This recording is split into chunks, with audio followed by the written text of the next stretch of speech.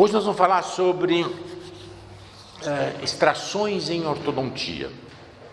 Esse é o assunto que nós vamos falar, extrações. Essa aula ela é dividida em várias etapas. Primeiro nós vamos falar de por que a gente tem que extrair dentes num tratamento ortodôntico. Depois, qual dente que a gente pode extrair num tratamento ortodôntico. Depois, quando que a gente extrai esse dente no tratamento ortodôntico? E depois, como é que fecha o espaço da extração que você criou? Tá? Então, é uma aula longa, por isso que eu queria esperar todo mundo chegar, para a gente entrar no raciocínio e não ter que ficar parando toda hora aí. Tudo bem? Vamos lá então. Então, primeira coisa, por que a gente extrai dentes em ortodontia? Qual é a necessidade disso? Os tratamentos ortodônticos, o que está faltando? Em muitos casos, falta de espaço, apinhamento. Então, toda vez que eu vou corrigir um apinhamento, eu tenho duas opções básicas: ou aumentar o comprimento do arco, ou diminuir a quantidade de dentes. Aumentar o comprimento do arco, eu posso, numa criança, aumentar o comprimento do arco alveolar. Então, fazer retrações, protrusões, fazer o aumento do comprimento do arco alveolar, que normalmente isso é feito com expansão. Como vocês já perceberam, todo o planejamento ortodôntico ele é feito na mandíbula. Por quê? A mandíbula é o limitante do tratamento. A maxila eu posso fazer uma expansão rápida de junção, de distalizações enormes. Na mandíbula tudo é limitado. Então, se na mandíbula é possível colocar todos os dentes perpendiculares na base apical, sem inclinação, na maxila eu consigo também. Pode dar mais ou menos trabalho, eu posso me interessar por isso ou não, mas fisicamente, provavelmente, na maioria dos casos, a gente vai conseguir fazer.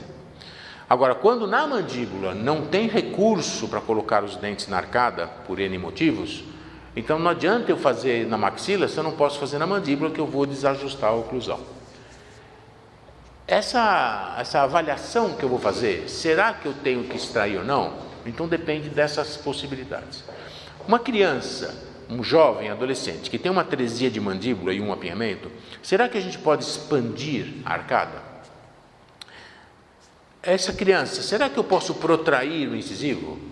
Será que eu consigo distalizar o molar? Então, o aumento do ganho da arcada óssea é só na primeira infância. Depois dos 10, 12 anos de idade, a gente não consegue mais expandir, em termos de ossificação, a mandíbula o suficiente para corrigir grandes apinhamentos. A gente tem uma limitação muito grande. Eu vou falar depois dos aumentos alveolares, mas o aumento alveolar, que hoje é possível, depende da base da mandíbula. Lembra sempre isso. Aqui está o dente, aqui está um osso alveolar na sínfise, né? Então, eu posso levar esse dente até a parte vestibular do osso alveolar. Depois eu posso vestibularizar um pouco com remodelação ósseo alveolar. Mas tem que ter um apoio, que é o pogônio. Se o pogônio está muito retruído, você não pode levar o alvéolo à frente do pogônio, que isso vai ficar completamente estável. Então, no posterior, a mesma coisa. Tá? Então, vamos discutir essas formas de aumentar agora o comprimento arco dental. Então, eu tenho um apinhamento, eu posso aumentar o comprimento do arco para caber todos os dentes. Lembra do que eu já falei na aula de nivelamento? Se você for nivelar, você sempre vai conseguir nivelar. Você vai passando o fio, fazendo alça, fazendo não sei o que, tal fio, e os dentes uma hora vão nivelar. Só que eles vão nivelar pelo aumento do comprimento do arco dental, provavelmente com inclinação de dentes. Então, o que você precisa saber é, esse nivelamento vai ficar estável, perpendicular na base, com a base perpendicular na base óssea e tudo mais? Esse aumento do comprimento do arco, então, ele é limitado por algumas coisas. Então, quando eu falo, vamos fazer o nivelamento, é para onde vai o nivelamento? Para onde vão esses dentes? Vão para vestibular. Eles podem ir para vestibular? Ou seja, eu posso aumentar o comprimento do arco dental para nivelar todos os dentes, corrigir o apinhamento, vestibularizando os incisivos?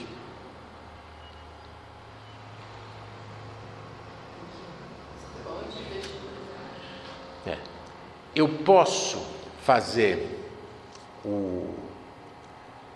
o nivelamento, inclinando os incisivos para vestibular? Porque se eu levar o incisivo para vestibular, eu vou levando, né, vai nivelando, vai botar todos os dentes na arcada. Isso pode ser feito? Depende do quê?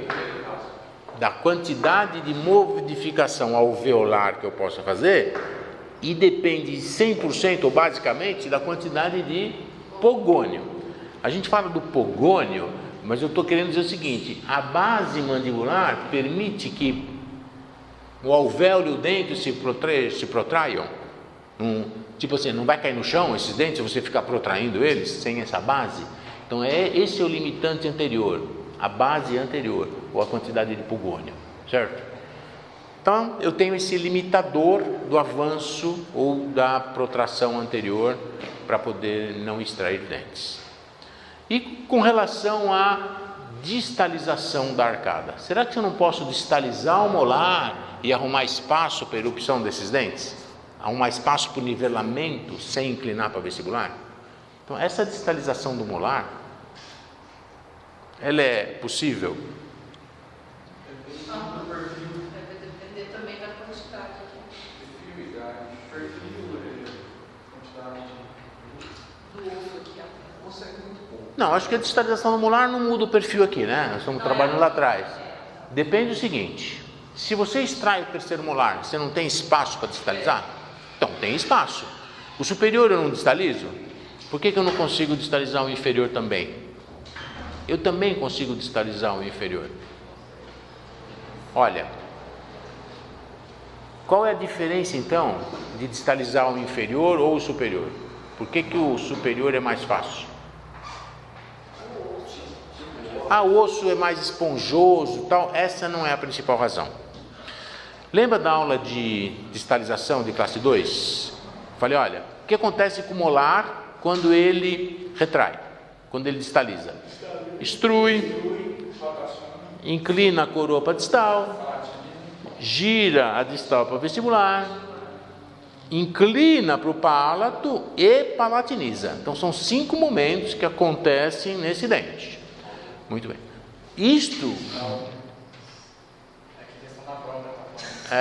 Isso acontece no inferior também.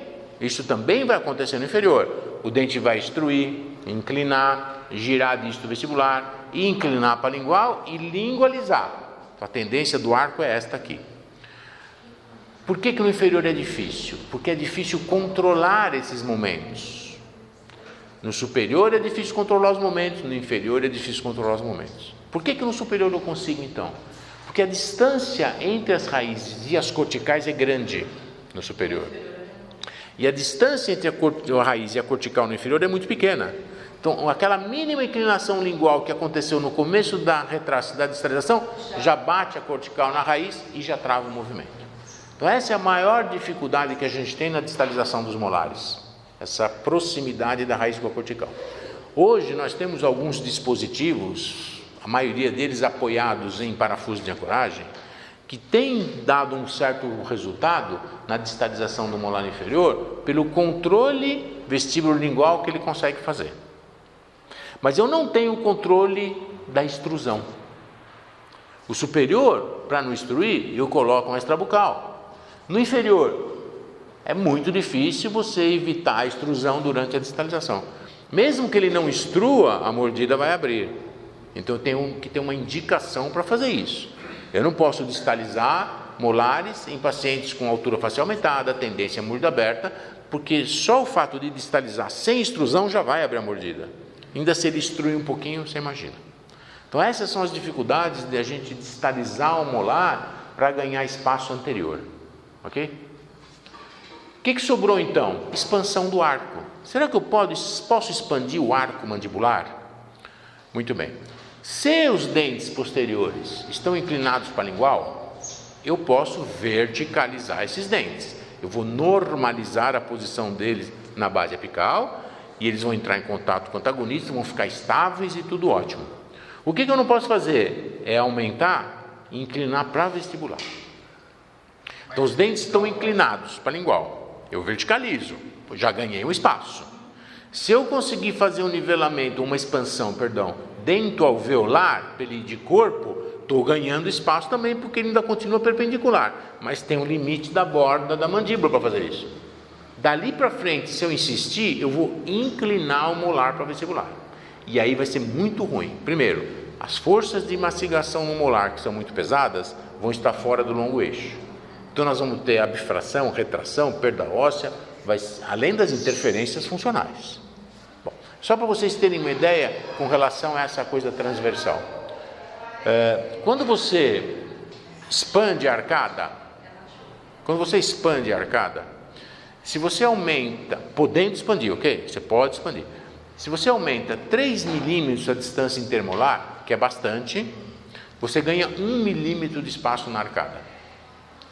Então, uma expansão, você vê que vai produzir pouco espaço para resolver aquele apinhamento, quase nada.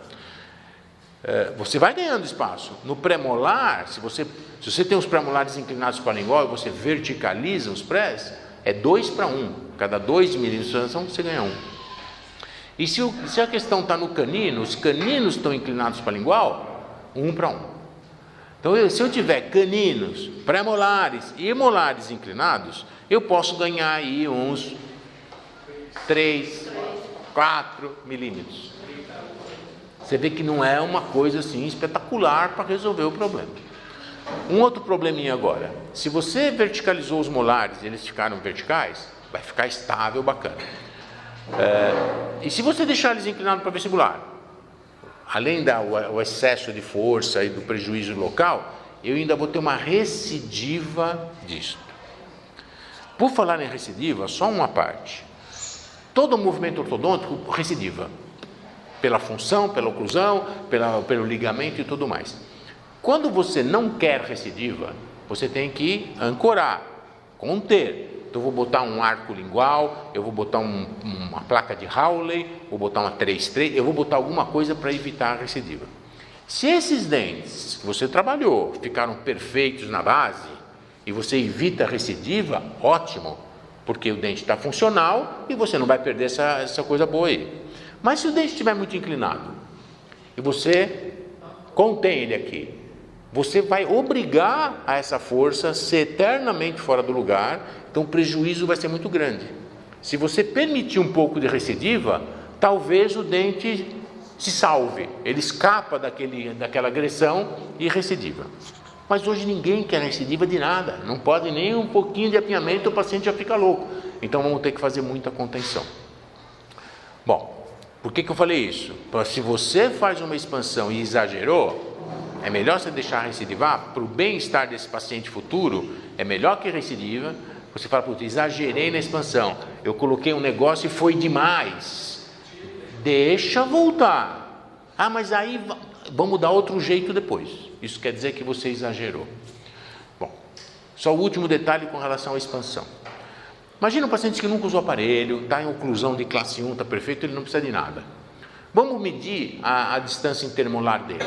Então, eu pego lá, 30 anos de idade, eu pego esse cara, meço a distância intermolar.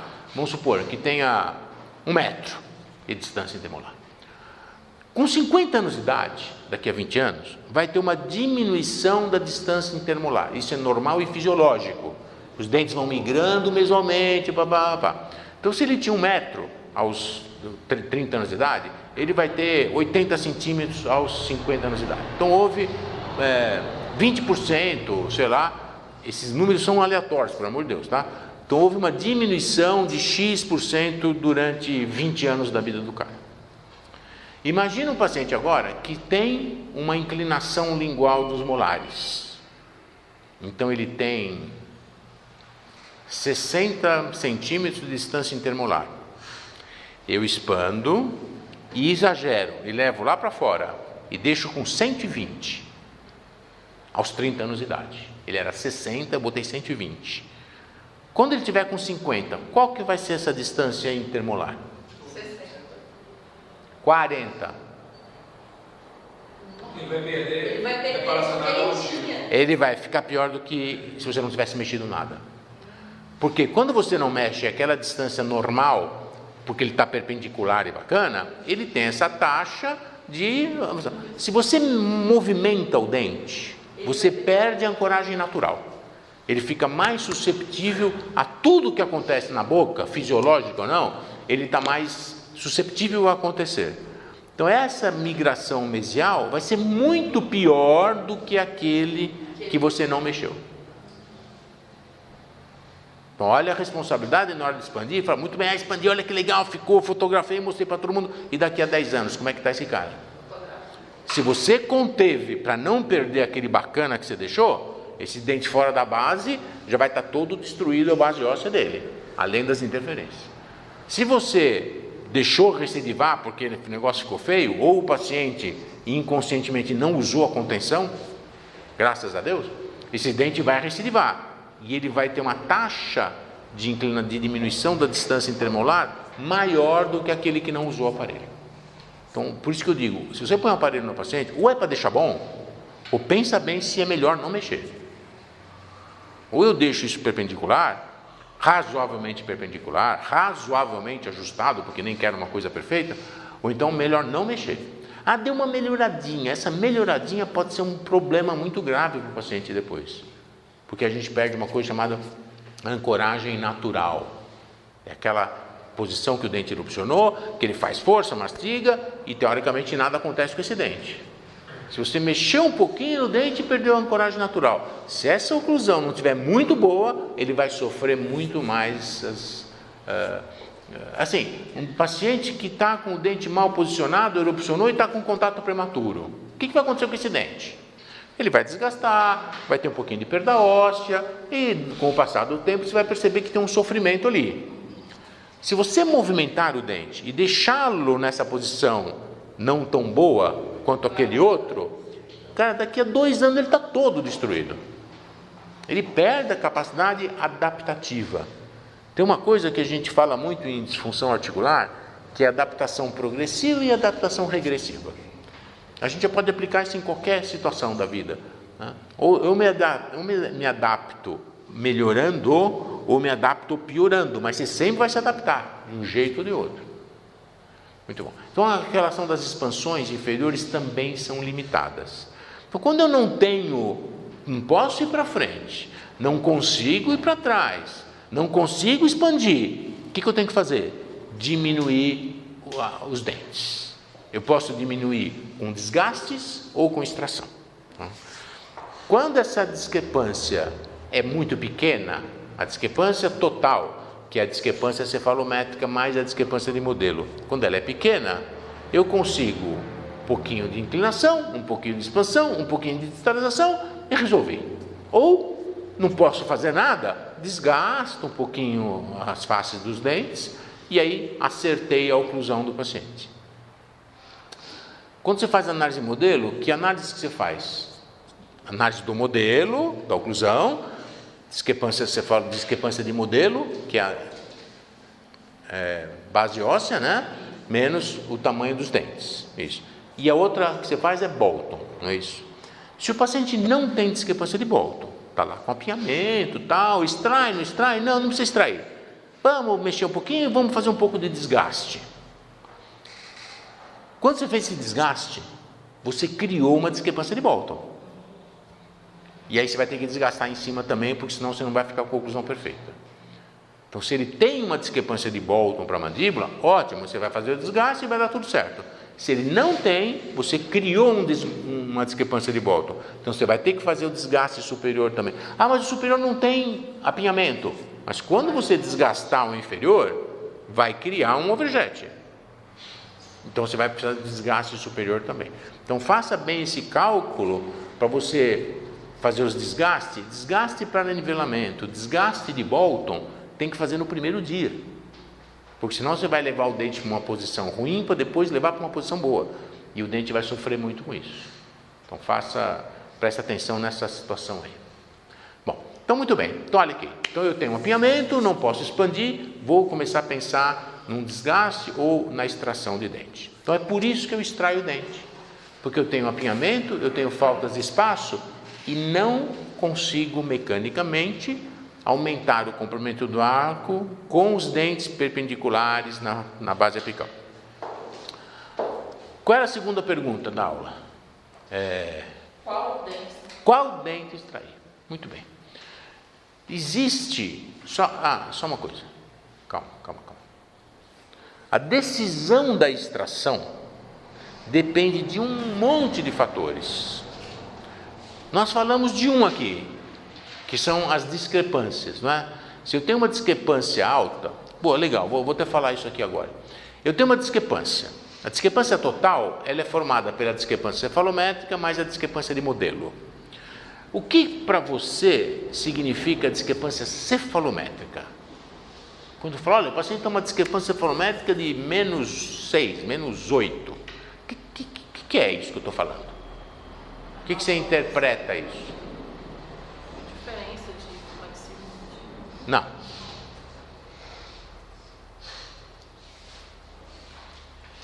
Uli, hoje é você, hein?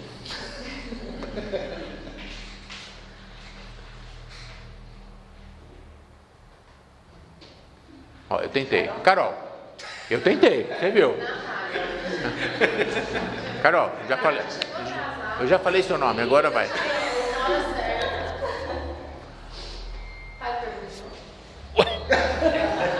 Essa é uma tática. Quando eu não sei, qual era a mesma pergunta? Dá mais tempo de pensar. Ganha tempo. Qual é o significado de uma discrepância cefalométrica? Você está com um paciente, tem um problema, apinhamento, uma oclusão, faça a discrepância cefalométrica. Deu lá, -8. O que isso significa?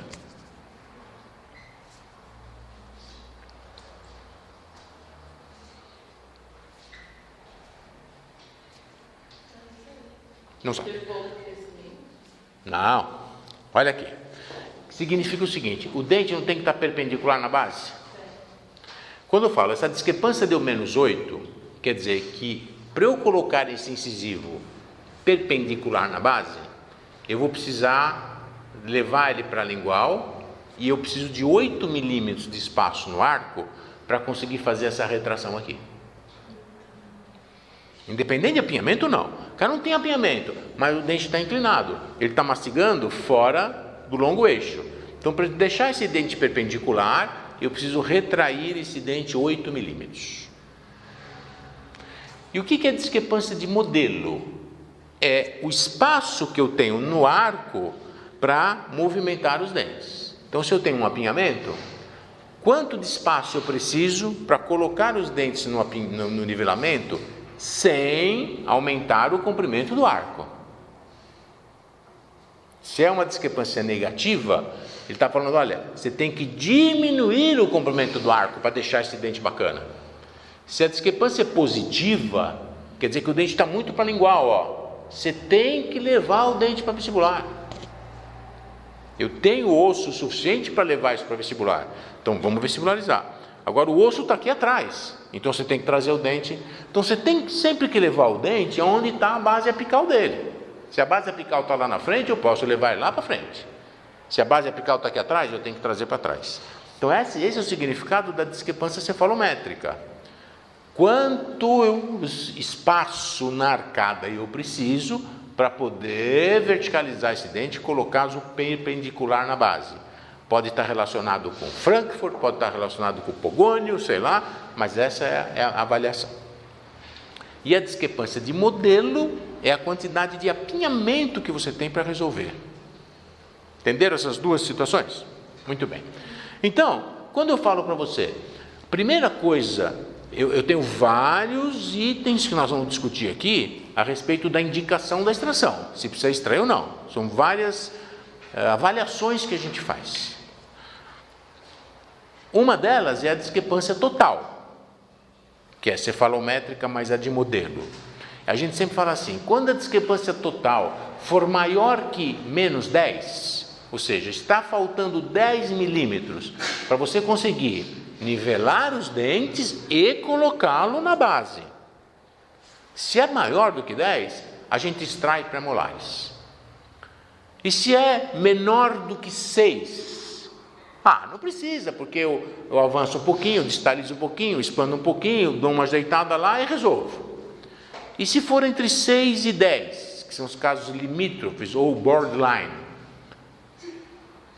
às vezes dá para compensar, às vezes não dá, ou seja, não sei. Nesses casos a gente faz o nivelamento, faz uma nova teleradiografia e vê o que aconteceu com esses dentes aí. Se eles ficaram muito fora da base, extrai. Se não ficaram, não extrai. Então, o cálculo de discrepância total é para levar nesse número. Quando a discrepância total é muito alta, maior do que menos 10, tem que extrair. Quando ele é menor do que menos 6, está faltando só 4, 5 milímetros, não precisa extrair, cara, dá para ajeitar. E entre 6 e 10 são os limítrofes. Alguns vão ter que extrair, outros não. Esta avaliação da discrepância total é um dos parâmetros que a gente usa para decidir a extração. Há muito tempo atrás, era esse o parâmetro. Você faz a discrepância de Tweed, deu menos 11, extrai 4π e acabou, não tem discussão. Ah, não deu? Não extrai. Bom, mas e como é que fica depois dessa extração? Não, o dente vai ficar perpendicular. Sim, mas e a boca do cara, como é que fica? E o perfil ficou bom? E a oclusão ficou boa? E a função não sei o que ficou boa? Então, hoje nós temos outros parâmetros para decidir. Quando eu falo o primeiro, talvez seja o primeiro que a gente faça mesmo, né, para começar a raciocinar. Se ele é mais importante que os outros ou não, depende de cada paciente. Cada um vai ter uma necessidade maior ou menor. Mas nós vamos fazer o primeiro. Todo mundo entendeu esse cálculo de discrepância total? Tá. Agora nós vamos melhorar essa conversa. Essa discrepância total, X, qual é o peso que a discrepância cefalométrica tem nessa discrepância total? E qual é o peso que a discrepância de modelo tem na discrepância total? Essa é a discussão. Por exemplo, eu tenho uma discrepância total de menos 14. Tem que extrair? Teoricamente, eu já começo a pensar que eu vou ter que extrair, né? É o primeiro dado, já começa, ponto para extração. Aí vem um outro negócio, não pode, ponto para não extração. E aí nós vamos pesando isso na balança. Essa coisa do discrepância total, qual é o peso da cefalométrica e da de modelo? É assim. Imagine que eu tenho um paciente. Alguém aqui já usou aparelho? Não usou aparelho? Bom, ela nunca usou aparelho. Olha para mim, faz assim. Oclusão ótima, classe 1, está tudo alinhado, ela não precisa de aparelho. Oclusão está tudo bem, classe 1. Faz uma teleradiografia dela. O que você pode observar? Que o incisivo está muito inclinado para o vestibular. Quando você faz as medidas cefalométricas, vai dar uma discrepância cefalométrica de menos 12 nela. Não tem apiamento, mas a discrepância cefalométrica, ou seja, o incisivo teria que ter 12 milímetros de espaço na arcada para eu poder colocar ele perpendicular na base. Isso pode acontecer com ela, hein? Muitos pacientes perfeitos de classe 1, quando você faz a análise cefalométrica, cara, não está bom, não está adequado. O que nós vamos fazer com ela então?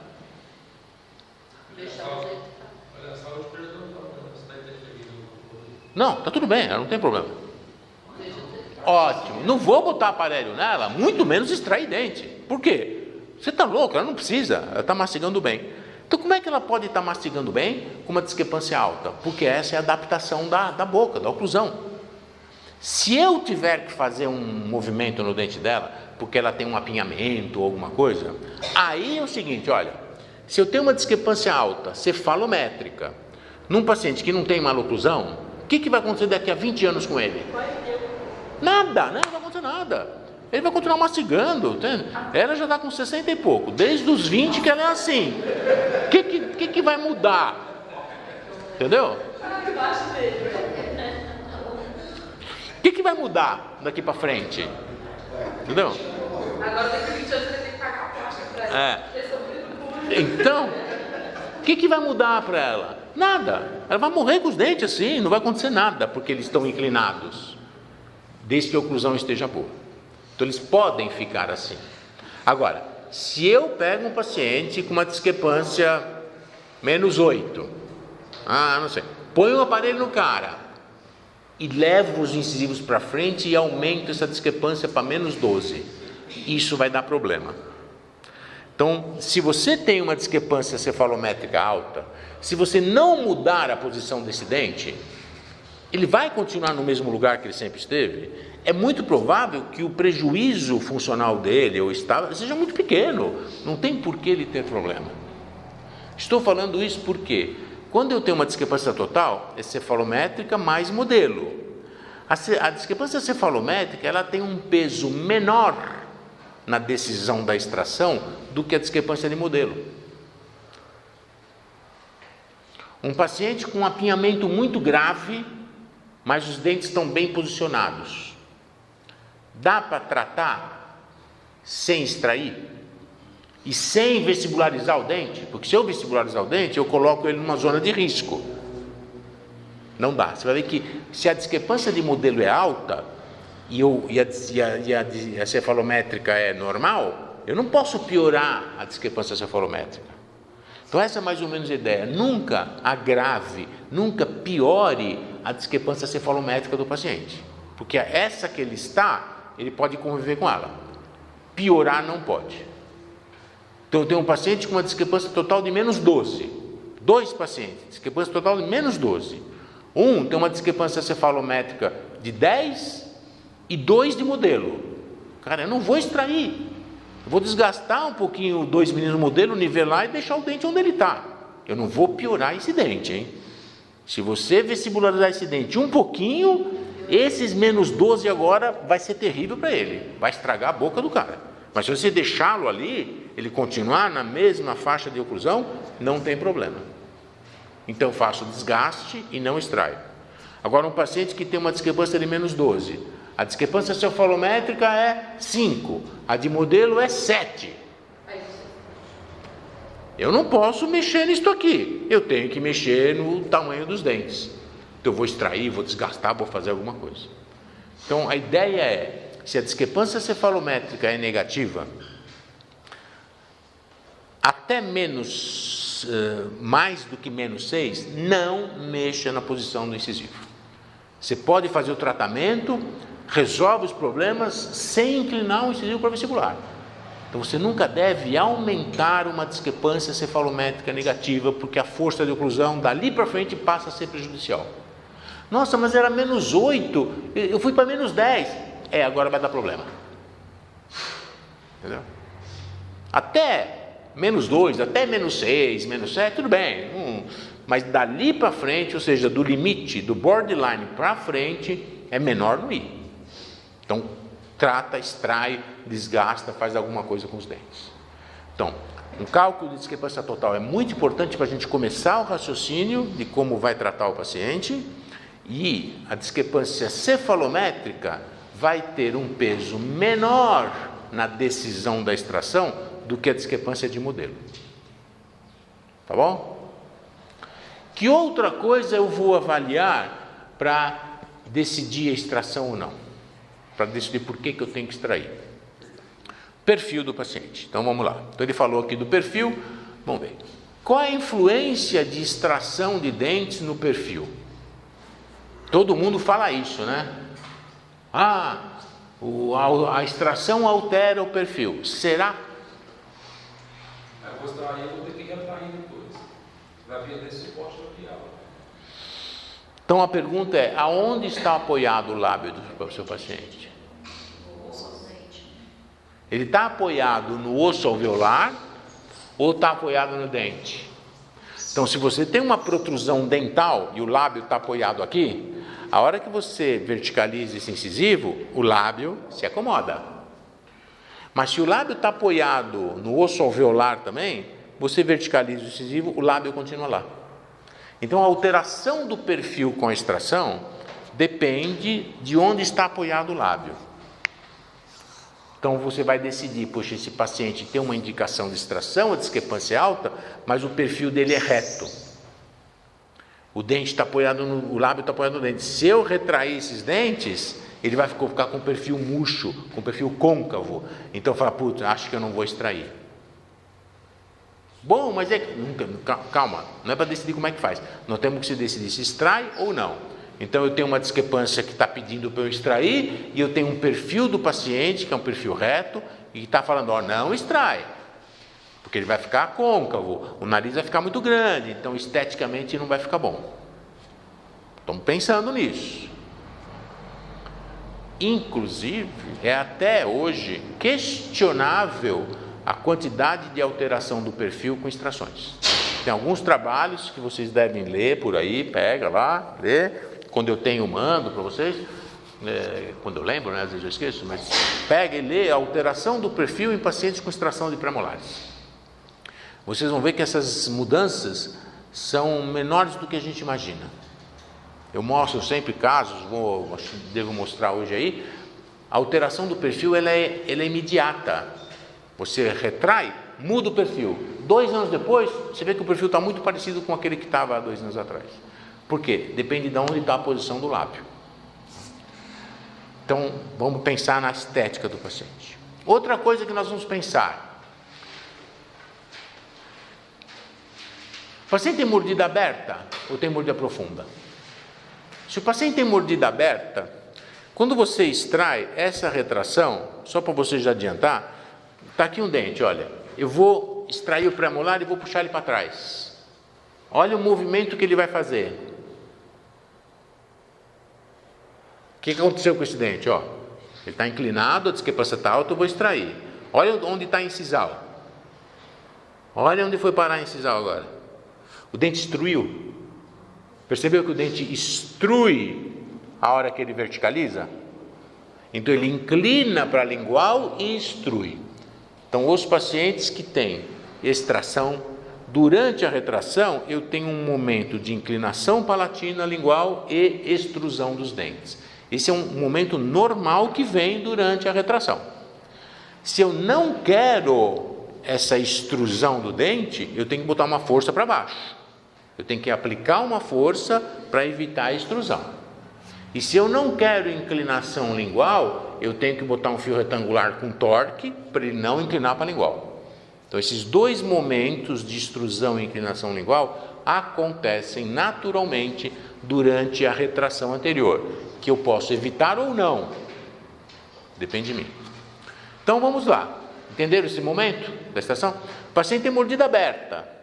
Se eu extrair durante a retração, não existe um momento de extrusão e inclinação lingual? Isso ajuda a fechar a mordida? Sim, Ajuda. Poxa, então ponto para extração num cara que tem mordida aberta. E se não tiver Isso. mais desocluir lá atrás?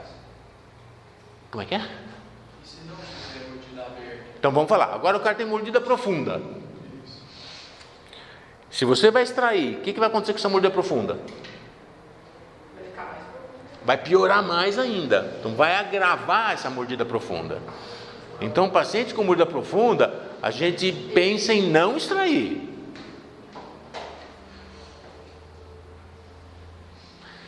Me interessou essa coisa que você perguntou, vai desocluir atrás. Porque aí, por exemplo, já está bem, por exemplo, você tem protruse, assim, aumenta a oclusão lá anterior. Aí ele não vai bater, não vai dar uma estruídazinha, ele não vai bater na frente aqui, tocar mais na frente. Então, voltar para o mato anterior. Não voltar para o mato posterior, que você está falando. Isso.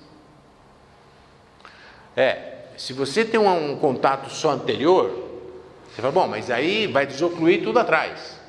Mas quando você tem esse contato anterior, o que acontece com os posteriores? Eles destruem para buscar o contato com o antagonista. O que acontece muitas vezes é ficar com a curva de espesso superior reversa. Eles destruem, inclinam para distal e a curva reverte. E a gente sempre tem um pouco de desoclusão posterior na altura de pré-molares. Tanto na mecânica de classe 2 como extrações, toda vez que você pega um arco aqui e puxa ele para trás, vou puxar isso aqui para trás. Ele não é rígido 100% esse arco. Ele sempre dobra um pouco, ele deforma. Por isso que os pré-molares desencaixam durante a mecânica ortodôntica. A maioria dos tratamentos no final, a gente vai ter que intercuspidar os pré-molares. Porque a gente faz força de frente para trás, e isso estoura lá no pré, intruindo um pouquinho o pé. Faz parte do tratamento. Se a gente quiser evitar essa extrusão, fazendo uma força vertical no pré, para ele não intruir durante a mecânica, às vezes a gente trava um pouco o movimento do fio, então talvez não seja interessante. Alguns casos sim, outros não. Mas a ideia é ter o fio mais rígido possível para ele deformar menos possível. Fio rígido não quer dizer muito grosso, porque se é muito grosso, está muito atrito, também não anda. Essa é a dificuldade da ortodontia. Se melhora o atrito, piora o controle, e assim a gente vai indo. E se usar um elástico bem levinho? Funciona? Para evitar esse momento intrusivo. Cuidado só para não travar o deslizamento do arco, que pode acontecer. Mas é uma ideia boa, que muitas vezes a gente faz mesmo. Durante a mecânica, coloca um elástico vertical para não destruir. Para não intruir, perdão, exatamente. O inferior faz assim o arco, ó, na altura dos pré-molares. Então nós falamos, se o paciente tem mordida aberta, fico pensando sempre na extração como um modo de resolver o problema, porque ajuda no fechamento. E se o cara tem uma mordida profunda, eu vou tentar evitar essa extração, porque isso vai agravar a mordida profunda. Isso não quer dizer que eu não vou extrair. Ah, é mordida profunda, não extrai. Não, calma. É desfavorável. Agora eu posso pegar uma mordida profunda, fazer arcos de intrusão, abrir a mordida, pronto, agora eu extraio. O que eu não posso é fazer a mecânica com a mordida profunda. Isso não vai dar certo mesmo. Mas se eu transformar o paciente em mordida aberta, pronto, está resolvido o problema. Certo? Então nós vimos a discrepância total, cefalométrica e modelo. Nós vimos a avaliação do perfil. Nós vimos mordida aberta, mordida profunda. Tem muitas outras coisas que a gente pode pensar, mas eu posso pensar também numa coisa chamada como é a oclusão do paciente. Às vezes esse é um assunto, talvez se vocês vão entender melhor isso daqui a um ano, quando a gente estiver falando muito em biomecânica, mas já veio na minha cabeça, eu vou falar. Quando um paciente normal, perfeito, está aqui a Amélia, chegou nessa idade, com os dentes tudo na boca, não perdeu nenhum dente ainda, o que é raro, mas está aí, com os dentes bons, classe 1, toda bacana. Toda bacana, certo? Quando ela morde, se você, morde aí, para onde vai essa força da mordida? Já parou para pensar nisso? Quando você força, não está fazendo uma força? Para onde vai essa força? O ligamento absorve tudo e pronto, isso vai para o alvéolo, vai para o osso, para onde vai? O ligamento absorve um pouco, o alvéolo, que é elástico, aproveita um pouco, aí vai para a base esquelética, pilar canino, pilar zigomático, né, a mandíbula também. Então, dissipa essa força para o arcabouço facial, aquela coisa, dissipa. Por isso que o molar tem que estar embaixo do pilar molar zigomático, o canino tem que estar embaixo do pilar canino, para poder receber essa força e não destruir tudo. Agora, como que essa força vai? Assim, se você faz, ela vai para... Mas qual lugar da face está indo essa força? Bom, cada dente tem um ângulo radicular, que é para onde a força vai, não é isso? Se você pegar o longo eixo de todos os dentes e fazer linhas, elas vão se unir num determinado ponto. E esse determinado ponto, que é para onde caminham todas as forças de oclusão, você pode ir tirando o resultante daqui, com resultantes, você vai achar uma linha só. Você vai achar essa linha passando por um ponto. Esta linha, a gente chama ela de eixo de estresse. Então, o eixo de estresse é essa resultante de todas as forças mandíbulo-maxilares que vai para a face. Quando você morde, faz força. Então, é uma linha. Esse eixo de estresse passa por um ponto que é chamado centro masticale, em latim. Centro da mastigação. Então, é um ponto na face por onde passa esse eixo de estresse. E este ponto fica mais ou menos na altura do primeiro pré-molar. Mais alto do que o pré, óbvio, né? Lá, se olhar de frente, está no meio da boca, se você olhar de lado, está no meio, perto do primeiro pré. Então, é o centro da mastigação. E aqui tem um eixo, que é o eixo de estresse. Ok? Um paciente que tem o eixo de estresse anterior, ou seja, quando ele morde, a resultante das forças está passando mais para a parte anterior do que a posterior. Quando você morde, toca todos os dentes, por exemplo. Você força, você sente força em todos os dentes. Qual o dente que você recebe mais força quando você morde? Os incisivos ou os posteriores? Os posteriores. Por isso que esse eixo de estresse está na altura do pré. Se quando você morde, você está sentindo proporcionalmente mais força na frente do que anterior, é posterior, é sempre a força é mais posterior, mas tem uma proporção. De repente, essa força anterior está maior do que deveria. Isso quer dizer que o teu eixo de estresse passou aqui para frente. Ou seja, a carga mastigatória nessa parte anterior está maior do que deveria. E isso vai trazer prejuízo para os dentes.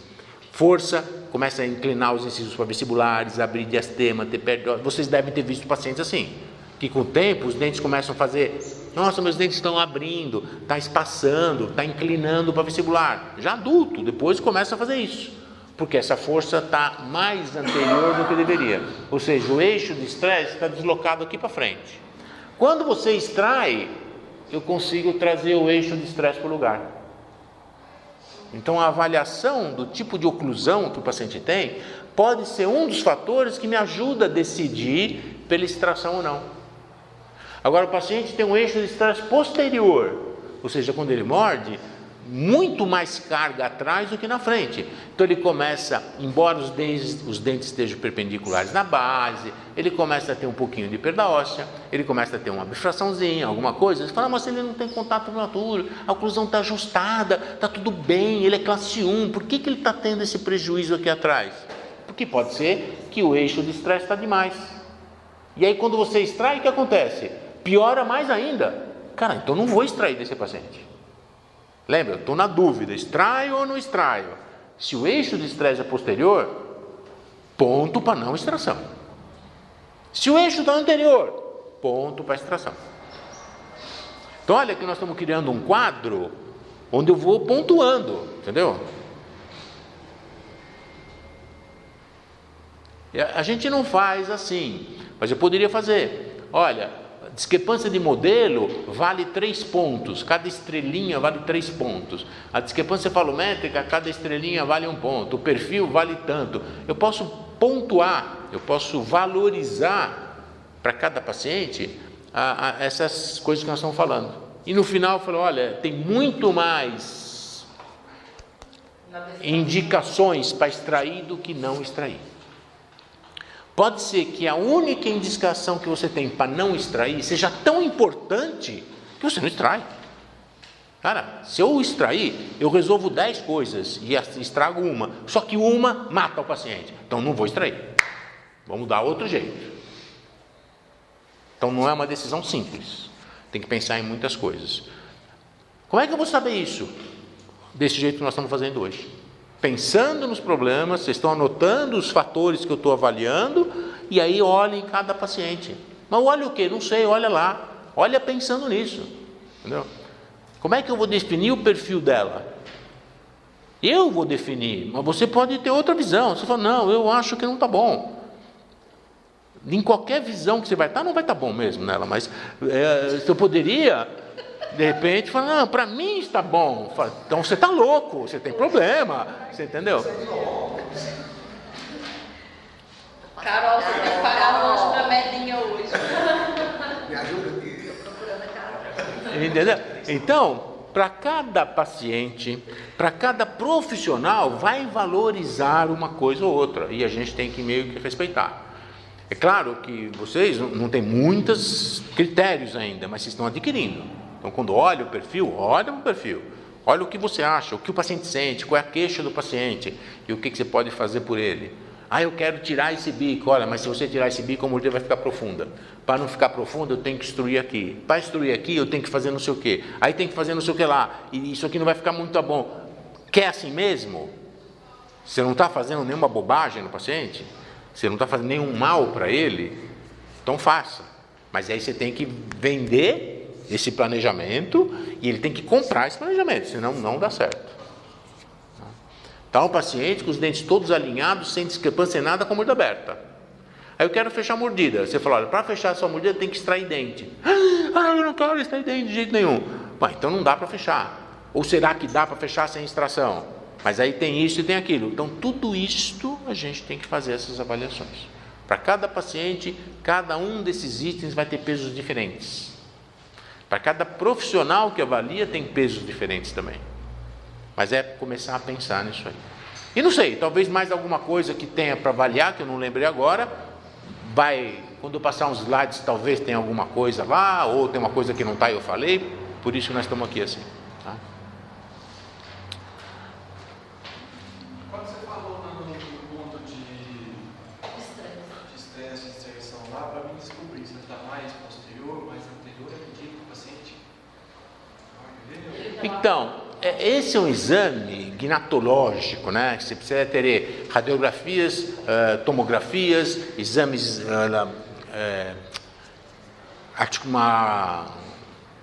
uma montagem no articulador totalmente ajustado e, de preferência, ter cargas de sensores, eletromiografias, para você ver onde é que está. Mas, na prática, isso é mais fácil do que parece. Quando você olha para o paciente, você vê desgastes oclusais, inclinação de dente, espaçamento da arcada. Então dá para você ter uma boa ideia de onde é. Entendeu? A maioria dos pacientes tem isso mais ou menos equilibrado, porque ele se adapta com a vida. Não é? Um dente inclina, outro vai e ele vai se adaptando. É como se você pegasse um carbono, mandar ele morder e definir que aqui a marcação está um pouquinho maior do que ali. Está mais forte. Será que está? Quando está muito mais forte, está na cara. Mas quando você morde, ele bate em tudo, você começa a olha, não, parece que aqui está um pouquinho mais forte, é muito subjetivo. Agora, as coisas graves, vocês vão ver.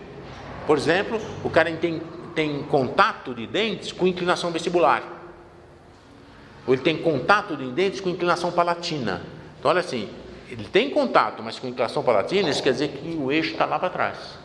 O ideal seria equilibrar mais. E olha a oclusão. Está tendo muito desgaste atrás, desgaste oclusal, perda óssea. E aqui na frente? Não, aqui na frente não tem nada. Está vendo como ele está fazendo mais carga atrás do que na frente? Então, é subjetivo.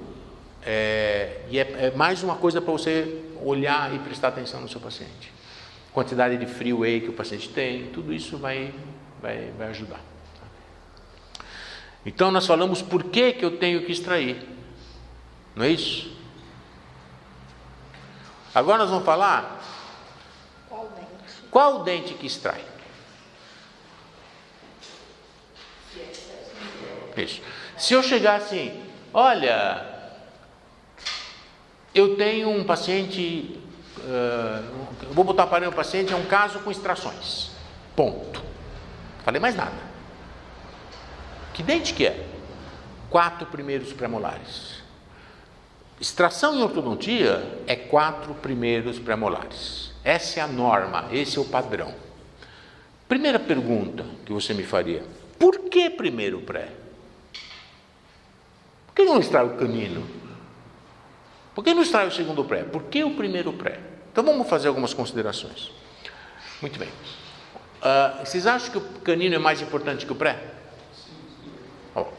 Então, qual é o dente? Onde é que normalmente a gente tem mais apinhamento que é o paciente reclama? Anteriores, não é isso? Então, qual é o dente que está mais próximo do apinhamento fora o canino? Primeiro pré. Então, quanto mais próximo você extrair o dente do apinhamento, mais fácil você consegue dissolver esse apinhamento. Certo?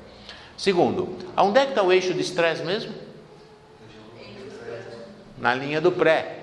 Então, extraindo o pré é onde eu tenho mais possibilidade de alterar o eixo se eu quiser. Quando você extrai o pré-molar, qual é o tamanho do alvéolo que você tem? Eu vou extrair o pré e retrair o canino para o lugar do pré, certo? Qual é o tamanho do alvéolo que você tem num pré-molar? Não, o alvéolo. Isso. Tem 2 raízes, normalmente, o pré. Então você percebe que vai caber uma raiz do canino lá muito mais fácil do que se eu extrair o segundo pré e botar o primeiro no lugar do segundo? Primeiro pré tem uma raiz. Segundo, então, quando eu extraio o segundo pré, quero botar o primeiro lá, pode ser que não caiba, porque tem duas raízes no alvéolo de um. Isso não é impedimento. Então não pode. Não, é uma dificuldade que eu vou ter que lidar se eu precisar extrair. Mas é só justificando por que a gente extrai o primeiro pré. É o dente posterior mais anterior. É o dente que está mais no alinhamento posterior. O canino faz parte da bateria anterior ou da bateria posterior?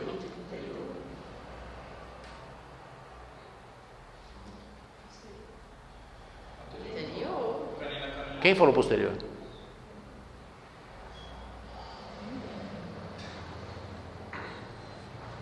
Ninguém falou posterior?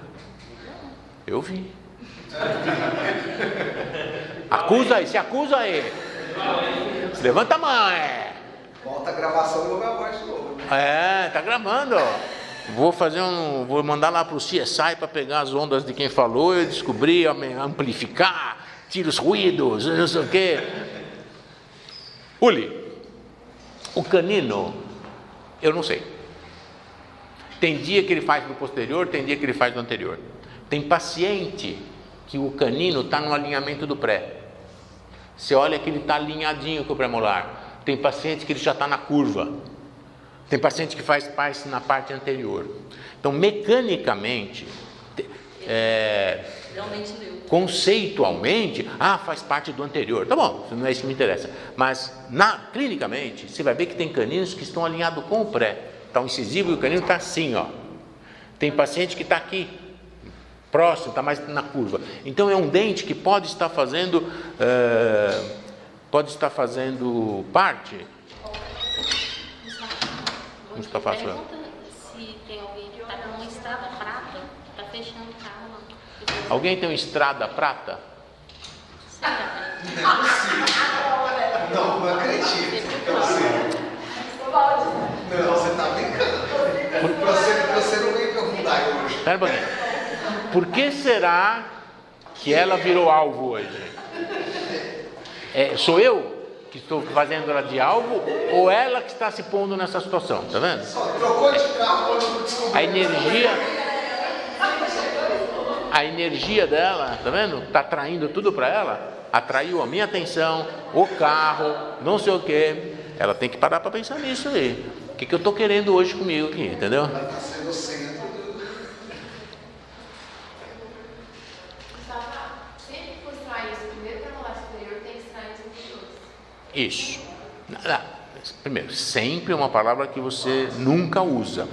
A outra palavra é nunca. Então também não pode usar. Nunca diga sempre, nunca diga nunca. Então, o normal, 4 primeiros premolares. Cada extração, 4 primeiros prés. Pronto. Em alguns casos, nós vamos fazer um, fazer o outro. Nós vamos discutir agora quais dentes extrai. Eu entendi o que ela quis dizer, que sempre que fizer num, tem que fazer no outro. Não, eu vamos supor que o superior, a pessoa perdeu os primeiros molares. E no superior tem muito dente. Aí vai extrair só os primeiros superiores. Que aí E já extraiu embaixo. Muito bem. Os primeiros molares são extraídos embaixo. Ela quer saber se tira o pré em cima ou se teria que tirar o molar em cima, é isso? Não, o pré também embaixo. Não, eu entendi o que você quer falar. Veja lá. Mas a pergunta é outra. É caso de extração? E se for? É caso de extração. Então é extração de 4 primeiros prés. Mas já perdeu um dente aqui embaixo. Então já extraiu um. Então tem que extrair mais 3. Não, já perdeu 2 embaixo. Então extrai 2 em cima. Teoricamente é isso. Agora nós vamos falar daqui a pouquinho de extrações atípicas. Quando é que eu não extraio o pré? Quando é que extrai o segundo? Quando é que não sei o quê? E aí nós vamos ver essas possibilidades todas. Existem muitas possibilidades de você extrair para normalizar a forma do arco e a oclusão. É que a gente parte assim. Se você fala, eu tenho um caso de extração, ponto, você me diz que vai extrair 4 premolares. Se for alguma diferença, você tem que me falar. Olha, eu tenho um caso de extração do incisivo central superior. Calma, vamos ver. Professor, chegou uma paciente meu consultório, conta tratamento ortodôntico já finalizado, segundo ela, né? Ela extraiu os dois laterais. Extraiu os dois laterais. Mas às vezes é uma injeção só. Eu queria saber se existe alguma indicação, alguma razão para isso aí. Será que ela não tinha de Não, o dentista pediu para extrair os dois laterais. Então, será que não eram descidos? Será que não sei o quê? Será que não sei o que lá? A gente nunca sabe, entendeu? Será que o dentista... Às vezes eram lá dois laterais descidos com a genesia de lateral, a raiz já estava solta, extrai aí. E às vezes o paciente vem com essa, né? Não, é dente de leite, eu mandei extrair. Não era dente de leite, era permanente. Então, eu não acredito muito nisso aí, entendeu? Bom, vamos lá. Então, os pré-molares, a gente extrai por causa da localização geográfica deles na arcada e permitir que a movimentação ortodôntica se dê mais facilmente. Por quê? Quando você retrai os dentes anteriores, eu vou puxar isso aqui para trás. Aonde está apoiada a força? Para trás, não é isso? Toda ação corresponde a uma reação igual ou contrária. Então, o mesmo movimento que você está fazendo para ir para trás, esse de trás está fazendo para ir para frente. Então, o que eu preciso? Ancorar o dente que eu não quero movimentar. Por isso que a gente já falou, vocês já sabem, coisa da ancoragem. Esse dente não pode movimentar, vai receber uma carga, eu ancoro ele, aparafuso ele lá, boto um arco lingual, faço alguma coisa para ele não sair do lugar. Se eu tiver segundo pré, primeiro molar e segundo molar, eu tenho 3 dentes posteriores com muitas raízes para ancorar a retração desses anteriores aqui. Então, eu tenho 6 dentes contra 6. Tá? Se eu extrair o segundo pré, eu só tenho 2 molares contra 8. Então, a possibilidade de perder a ancoragem é maior. Então, outra razão pela qual a gente extrai o pré é porque está mais próximo do apinhamento, é mais susceptível da reação do canino se adaptar no alvéolo, está sobre o eixo de estresse, faz parte da ancoragem posterior, melhora, facilita a obtenção de ancoragem posterior. Tudo isso fica na minha cabeça. Nada disso é decisivo de nada, entendeu? Então é por causa... Não, são vários fatores. A aula hoje é muitos fatores, que a gente, para cada paciente, vai ter um peso maior ou menor. Então é isto aqui. Então, qual é o dente que extrai? 4 primeiros premolares. Ponto. Eventualmente, nós vamos fazer umas extrações atípicas. Extração atípica é toda extração que não é 4 primeiros premolares. E a gente pode listar um monte aqui agora. Vocês precisam tomar café? Como é que está? Não sei, vocês que falam, senão eu continuo. Ninguém falou, continuo. Então, quais são os outros dentes que a gente pode extrair? Qual foi um dos motivos da extração? Lembra? Naquele topo lá, nós falamos vários parâmetros que me ajudam a decidir pela extração em ortodontia. Qual foi o primeiro que nós falamos? Discrepância total. E aí, nela, nós discutimos a cefalométrica e a de modelo. Então, imagine uma discrepância cefalométrica normal, mas uma discrepância de modelo alta. Vamos supor, 7 milímetros de discrepância de modelo. Então, isso está me dizendo assim, você precisa arrumar 7 milímetros para encaixar os dentes. Quando você extrai premolares, lembra que toda a conta é feita no inferior. Quando você extrai 2 premolares inferiores, quanto de espaço você consegue? Em média, 15 milímetros, 7,5 cada um. Vamos botar 15 milímetros aí. Consigo 15 milímetros de espaço, mas eu só preciso de 7. Isso quer dizer que vai sobrar espaço. Vou ficar com diastemas nos arcos. Para fechar o espaço, eu vou ter que comprometer a inclinação, o tecido vai ficar muito inclinado. Então, puxa vida, se eu vou extrair 2 prés e eu só preciso de 7, não é melhor fazer outra coisa? Que outra coisa eu posso fazer ao invés da extração? Desgaste. Muito bem. Se é um paciente, eu vou fazer desgaste de 7, 8 milímetros, imagina, Eu não posso desgastar só nos incisivos, né? Eu vou cortar metade deles. Então tem que desgastar em todos os dentes. Então na arcada inferior, 7, 8 milímetros é possível a gente conseguir fazendo desgaste em todos os dentes. Na arcada superior, 9 até 10 milímetros, por aí. Quando é que eu vou conseguir de 7 milímetros, 8 milímetros de espaço? Desgastando todos os dentes. Então vamos lá. Está aqui o molar. Aí eu desgasto a distal do segundo pré, puxo o segundo pré para o molar. Aí desgasto a mesial do segundo pré, a distal do primeiro, puxo o primeiro pré. Desgasto a mesial do primeiro, distal do canino, puxo o canino. E aí desgasto os incisivos e nivelo. Essa é a mecânica. Mas o que aconteceu quando você distalizou esses prés aqui? Você não tirou eles do lugar? Se cesse um paciente de classe 1, não vai mais ser classe 1.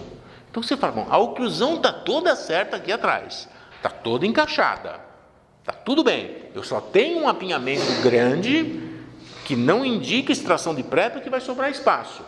Para eu fazer desgaste, isso vai tirar todos os dentes da oclusão. Posso extrair um incisivo inferior? Pode. Então hoje é muito comum, quando você tem um apinhamento mais localizado na frente, paciente de classe 1 com uma boa oclusão estável posterior, pelo amor de Deus, não mexa na oclusão. A coisa mais importante que o paciente tem na vida é a oclusão. Ele pode não ter amor, não ter dinheiro, mas se ele tem oclusão, ele tem tudo.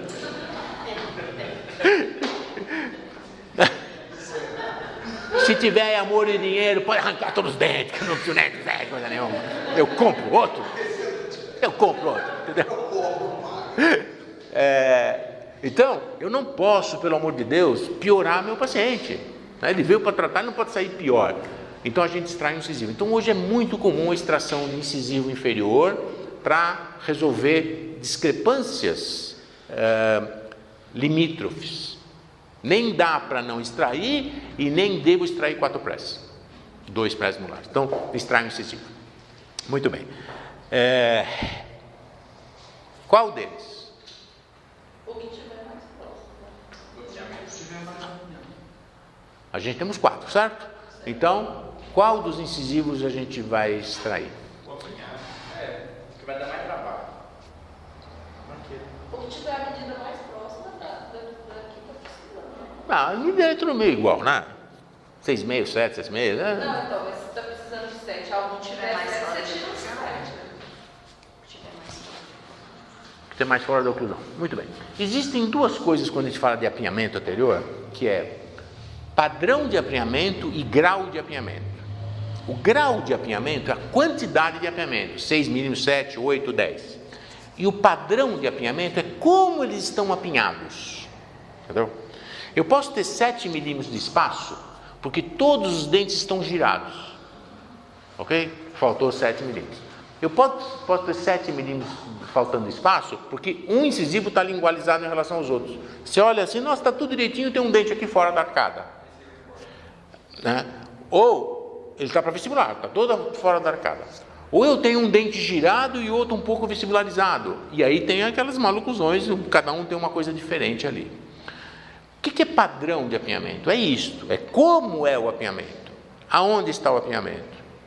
Você imagina o seguinte,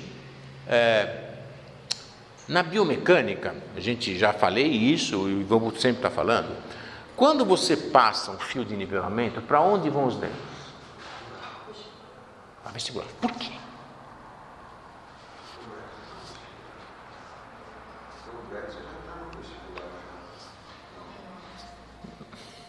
Porque assim, física, se eu soltar isso aqui, vai subir ou vai descer? Lei da física, certo? Lei da física, para qualquer coisa, se a força é vestibular, o momento é vestibular. Então, se eu tenho um apinhamento e eu coloco uma força para o vestibular, a resultante desses momentos vai ser vestibular. Quando eu tenho um incisivo vestibularizado e eu quero inclinar ele para lingual, eu abro espaço, tenho espaço para esse dente ir lá para lingual, porque eu desgastei e criei espaço. Coloco um fio de nivelamento. O que acontece com esse dente? Ó, eu abri o espaço, esse dente é para vestibular. Aí eu abri o espaço aqui, está tudo certinho. Eu boto um fio de nivelamento. O que acontece com esse dente? Ele fica quieto, os outros. Nada, os outros aqui vão. Mas tem espaço, não interessa. Se eu não fizer uma mecânica, uma força para que o dente não vá para a posição que ele iria naturalmente, isso é mecânica, que pode ser com o dedo, com o fio, com alguma coisa, esse dente não vai para a lingual. Ou seja, às vezes eu tenho um dente muito pouco vestibularizado e um outro muito lingualizado. Ah, olha, esse aqui está muito torto, então vamos extrair esse. Não, extrai esse. Por quê? O momento é vestibular. Então vai ser muito mais fácil você vestibularizar um monte, aquele dente que está para lingual, do que um pouquinho aquele que está para vestibular. Então isso é análise da oclusão e determinar que o grau de apinhamento vai te ajudar muito na decisão de qual dente extrair. Eu tenho um dente muito lingualizado e o outro girado. Tiro girado, que é mais difícil você corrigir uma giroversão, ainda mais de incisivos, e menos estável. A recidiva é muito grande de uma giroversão, porque você pega e tracionou todos os ligamentos, todos querem voltar para trás. Quando você vestibularizou um dente, é claro que eu tenho ligamentos querendo puxar, mas eu tenho o quê? A força da língua como um contensor muito grande. Então a gente vai optar pelo incisivo, que está mais fora da arcada, num momento que a gente chama inconsistente, ou seja, desfavorável. Que está desfavorável ao nivelamento, desfavorável à oclusão, desfavorável com relação ao longo eixo e desfavorável com relação à estética. Aí eu tenho um dente vestibularizado e um lingualizado. Eu vou tirar para o vestibular. Ah, mas o lingualizado está escuro, está preto, está... Bom, óbvio. Então tudo isso faz parte da gente, cada caso é um caso, mas só para a gente ter ideia. Então um dente que a gente pode extrair assim com certa tranquilidade, que é muito frequente, é o incisivo inferior. Qual deles você vai decidir? Olha a posição do canino. O canino está perfeito em classe 1. Se eu tirar esse lateral, pode ser que o canino venha para cá. Então é melhor tirar ele. Sei lá, tudo isso a gente vai pensar. Quando tem um lateral, o canino já está, ele está vestibularizado, então extrai esse lateral. Extrai, aí já você fala, nossa, se eu extrair aqui, não precisa nem botar aparelho quase. É aquele dente. Usa o teu bom senso, entendeu? E na opção por lingual vestibular, tira o que tiver para vestibular. Vai ser melhor. Qual é o prejuízo da extração de um incisivo? A linha média. É a linha média inferior. Que serve para nada. Então, é isso mesmo. Falar para o paciente, mas aí não vai. Minha linha média não está casando, minha linha média. Eu falo, a minha tá? Ele fala, sei lá, tá vendo? Ninguém sabe, só você que é chato, fica no espelho lá, olhando, cara. Larga isso pra lá. Canino em classe 1, lá em classe 1, incisal, entendeu? Você quer a linha média? Pega uma broca, corta um pedaço do dente, encaixou a linha média agora. Pronto, fez um dente ali. Divide no meio o dente, pronto, aí está na linha média. Então, linha média inferior. Superior, esteticamente é ruim. Funcionalmente também não pode ter nenhum problema, mas esteticamente pega. Então, incisivo inferior é um dente que a gente pode extrair também. Tá bom? Acho que eu preciso tomar um café. Vou parar um pouco.